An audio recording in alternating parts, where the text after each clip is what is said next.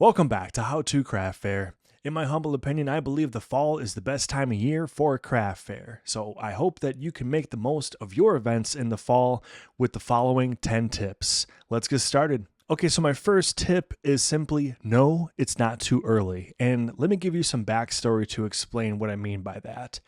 So I was born and raised in Wisconsin, where fall pretty much comes on the earlier side and it gets colder pretty quick. But I spent 6 years living in Las Vegas, where it stays pretty warm even through the fall months. It can be 70 or 80 degrees sometimes in, September, October, things like that. But I'm going to kind of give you a little bit of a secret here if you're not used to a warm climate, and that's people dress like fall even if the temperature doesn't seem like it's fall. Okay, so if you're feeling hesitant about putting fall related items, like say you make kind of winter weather gear or at least fall gear, don't be hesitant about putting that type of stuff out, because people are going to pick that stuff up and dress like it anyways, regardless of the weather. It's just this thing that happens. So viewers, if you're watching in a warmer climate, just let me know if you've seen people walk around with like hats or sweaters, even if it like definitely does not call for that type of attire. So that's just one of those things I've noticed throughout the years. Now, another reason not to worry about putting items out, soon, is that all you have to really do is take a look at what major retailers do. And I realize that craft fairs are basically the opposite of what a big box store is. Okay, so it's trying to be more approachable, more transparent. You get to meet the makers, that type of thing. But there's a reason why the largest retailers and the most profitable retailers in the world put out things early, or things that seem early to us. So, I mean, how many times have you seen, like in May, 4th of July stuff coming out? Or fall things coming out when it's still July or August, or Christmas or holiday type of things coming out when it's like September, October. There's a reason why they're all doing this. I mean, square footage in retail spaces is extremely valuable, and they're not doing that by mistake. Okay, so don't be afraid to put things out a little bit ahead of time, because think about it from the buyer's perspective. If you're buying something, you want to get like the full season's worth of whatever item you're buying that's attached to some sort of season or time of year. Okay, so you don't want to buy an item that's kind of like in season for only a couple more weeks. You want to basically get the whole use out of it. Okay, so that's why I think you see a lot of these like early settings of items in both retail and craft fair environments. So my first tip, basically to summarize, is just don't be afraid to put it out a little bit early. It will sell. Okay, so my next tip is a little bit more fun and whimsical, and that is to let shoppers use fun shopping baskets. So something that I've been seeing more and more of at craft fairs is vendors will provide shopping baskets to visitors so that they can collect a bunch of items that eventually will go to the checkout area. Now, this is a great opportunity to incorporate the theme of fall into this element. Okay, so you can't go wrong with the classic jack-o'-lantern bucket. That's kind of a standard, right, for fall or Halloween. For something a little bit more spooky, think of how you could design a casket case. So a casket is a very easy shape to work with. We all know that, prototypical Halloween casket look.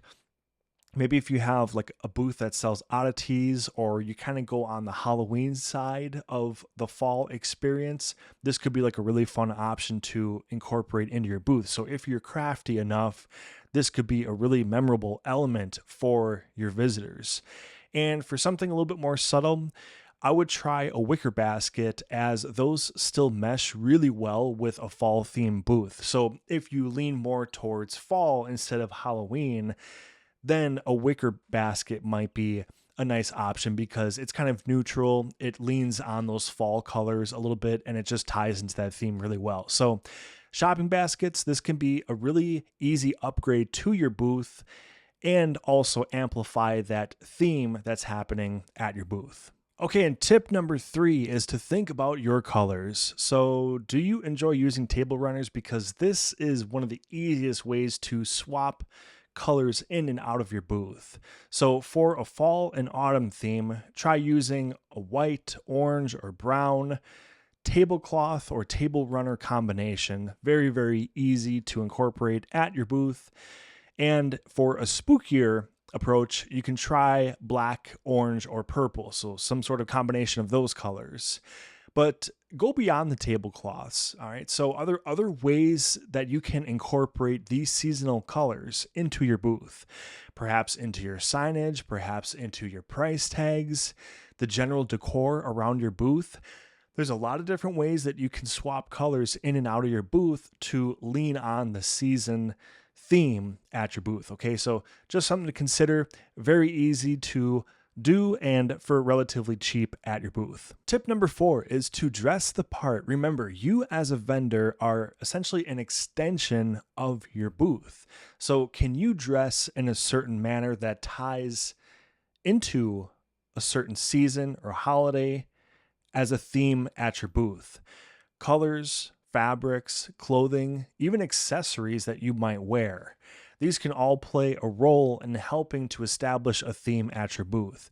So don't forget that many eyes are going to be on you in addition to your booth and your items throughout the day. Okay, so this can be something very simple. Like, I mean, from what I'm wearing today, just a simple shirt like this would go great for fall.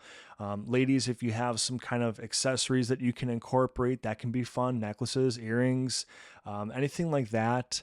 Hats are super easy, but really just have fun with it because, as I said before, you're an extension of your booth, and this is where you can really inject some fun personality into your booth to make people get drawn into what you're doing. Tip number 5. This is a really nice opportunity. I like this one a lot. So it's to incorporate fun discounts.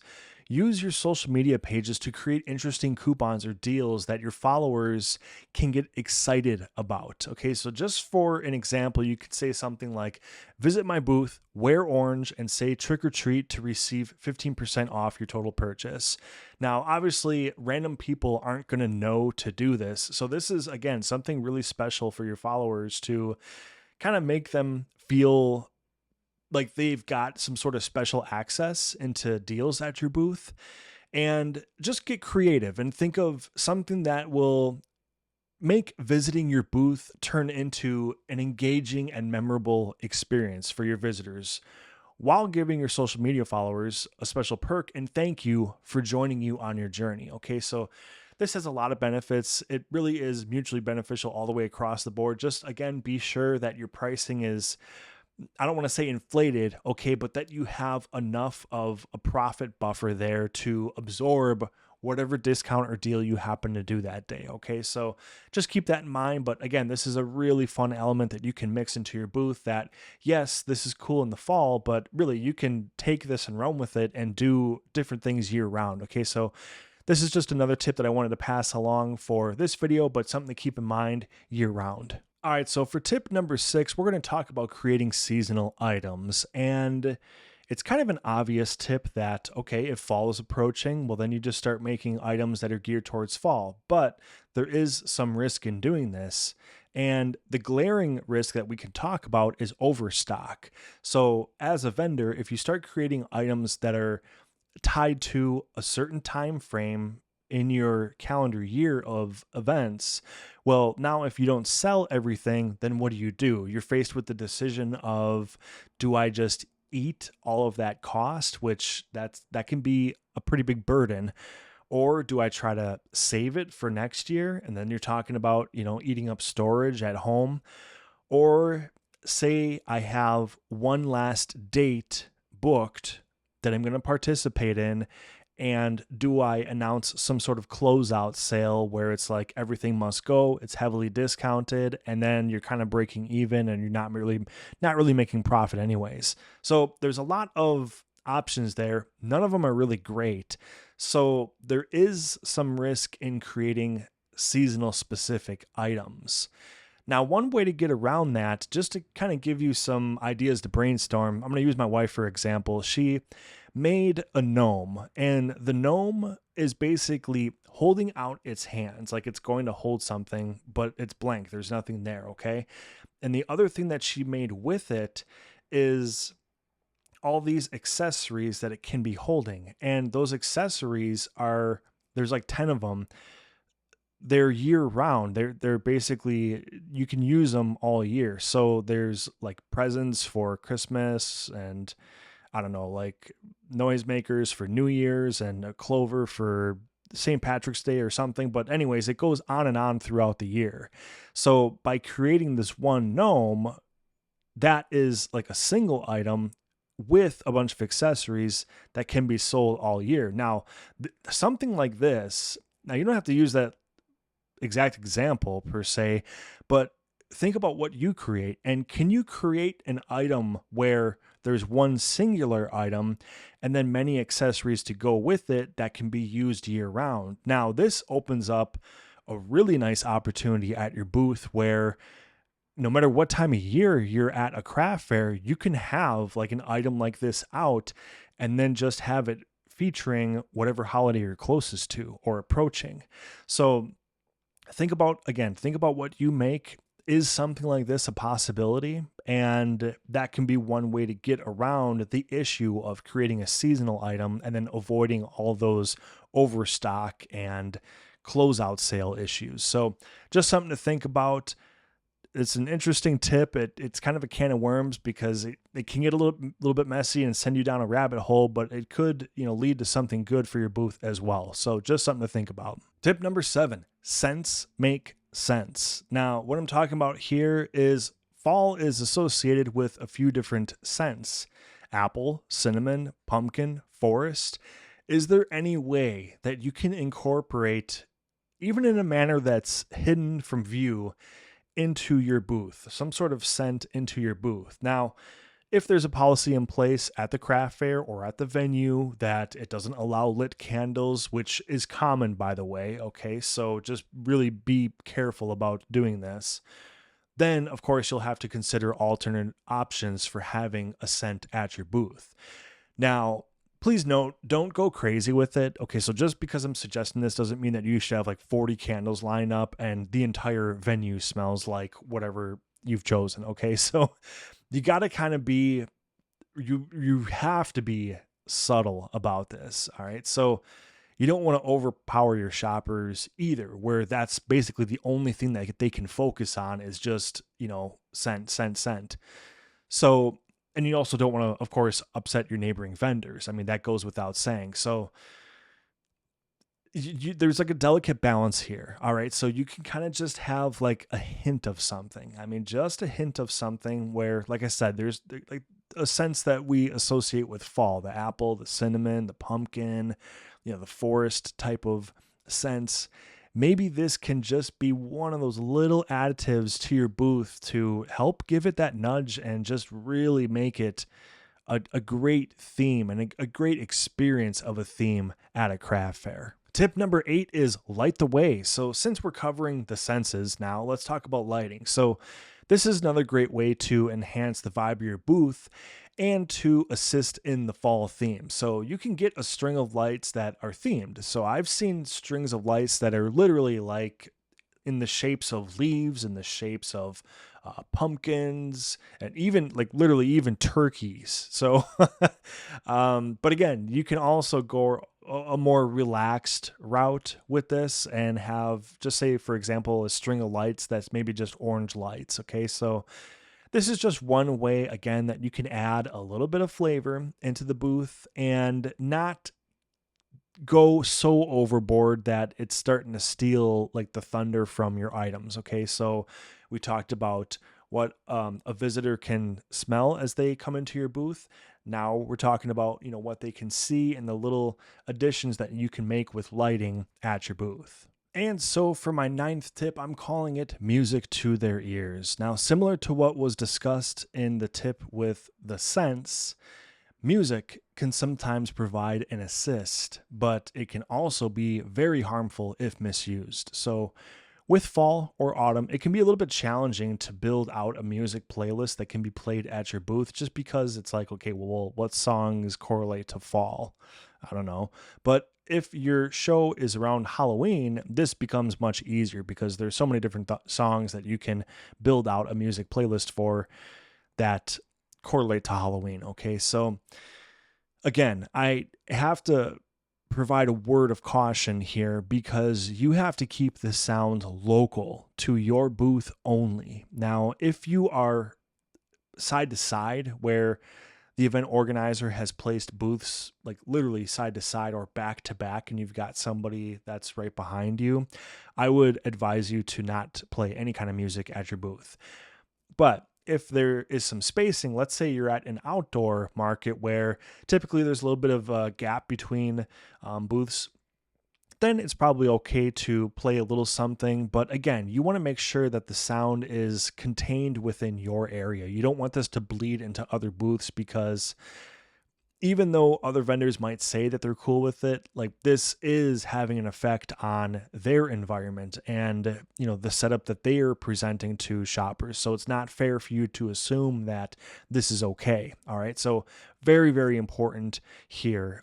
Probably even more so than the scents, because I think the music can be like a little bit more disruptive than the scents. So just something to keep in mind. This can add a little bit of, an enhancement to the theme, but it does come with a lot of cautionary tales. Okay, so just be sure to be respectful with this tip. Now, for my 10th and final tip, obviously you can see a pattern developing here. We're talking about the senses. And so far we've discussed what visitors of your booth can see, hear, and smell. They actually might be able to taste test something if you're a food vendor and you're offering samples. So if that's the case, be sure to, of course, capitalize on fall related items. But for this tip, the last of the 5 senses that we're going to cover here is touch. And if there's one fabric that I recommend you to incorporate in some way at your booth during the fall, it's burlap. This is an absolute staple of the fall. You see it a lot in items that are incorporated during this time of year. People will use it to tie corn stalks as decoration. Sometimes with scarecrows, it can be incorporated into that. So there's just a lot of different ways that people utilize burlap during this time of year more than any other time of year. Okay, so think about the ways that you can incorporate this into your booth. Now, the obvious one that sticks out is a table runner. These are very easy to acquire online. They're readily accessible just about anywhere you want to get them. So that is a really easy way to do this. Another option is if you have wooden crates at your booth, you can kind of line the bottom of the wooden crates, just kind of cut out a little square that's appropriate to the size of the crate, and that can be kind of like the floor of the crate. And even something like that is simple enough to add that touch in. So there are some different ways that you can incorporate burlap into your booth. But again, this is just something I really recommend because it's a fabric that you can feel it just by looking at it. And that's kind of important. That's a powerful tool that you can use because again, we're talking about the senses, and to add texture to your booth without it being disruptive to the eye is very difficult. I talk about this a lot during my booth reviews. And let's say like the pattern on my shirt that I have right now, this checkered pattern. Sometimes you'll see vendors incorporate checkered tablecloths into their booth, and this repeating pattern, it can be very difficult to focus on an item that's placed up against this just because it's like so much repetition and it's very difficult for the eye to focus on. So burlap, on the other hand, is that nice, beige, tan, whatever you want to call it, consistent color, but it has that texture to it. So you're gaining a little bit of, uniqueness and character, I guess, into your booth without it being distracting towards what's being displayed. And at the end of the day, after everything that I've talked about in this video with different ways that you can kind of spice up the booth, you don't want to take away with what you're showing off at your booth, because that's what you're trying to sell items at the end of the day. So there's a balance here. You got to kind of pick and choose how much you go in with certain things to spice up the booth. So I hope that you enjoyed these tips. I hope that it kind of gets you to think a little bit outside of the box. Yes, some are relatively basic, but I hope that there was a few in here that kind of gets you thinking a little bit on ways that you can incorporate things that, might just be fall related, but perhaps you can do this year round with other times a year and other themes. So if you've enjoyed the video, please hit that like and subscribe button. It helps the channel tremendously. And as always, thanks for watching and have yourself a great day.